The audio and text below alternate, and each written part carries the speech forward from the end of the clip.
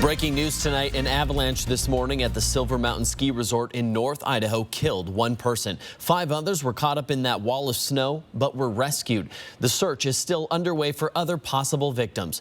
Good evening, I'm Aaron Luna. The Idaho Panhandle Avalanche Center issued an avalanche warning this morning around 8 a.m., but it did not apply to area ski resorts. Still, 3 hours later, an avalanche hit at the ski resort with skiers on the mountain. Our Nia Wong shows us where that avalanche hit. Nia? Thank you, Aaron. You know, Silver Mountain Resort says this avalanche happened in the Warner Peak area, but we wanted to give you a good lay of the land. So over here to the left of my leg is the gondola that takes you up to the main lodge, but Warner Peak is all the way on the other side here. And so you'll notice a bunch of black lines, which denotes some very advanced trails. So chances are people who ended up at the top of this were very experienced skiers or snowboarders.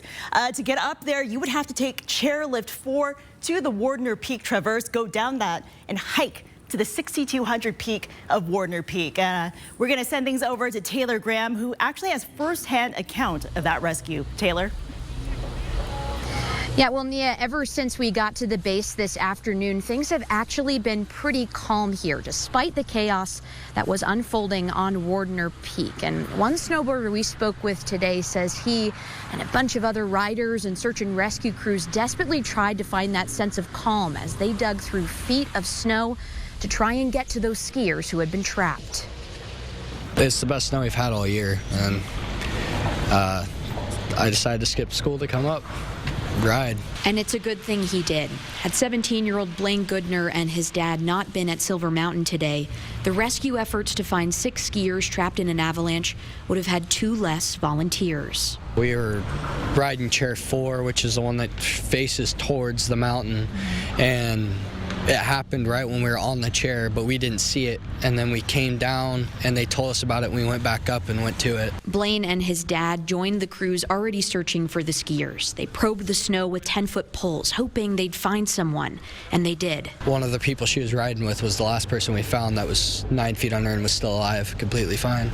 Me and my dad talked while we were on our way. We're like, the odds of someone being still alive after an hour under there are pretty slim. 5 of those skiers beat those odds, but sadly, Blaine and his dad were right. The avalanche killed one person. For being as big as it was a good outcome, to be honest with you.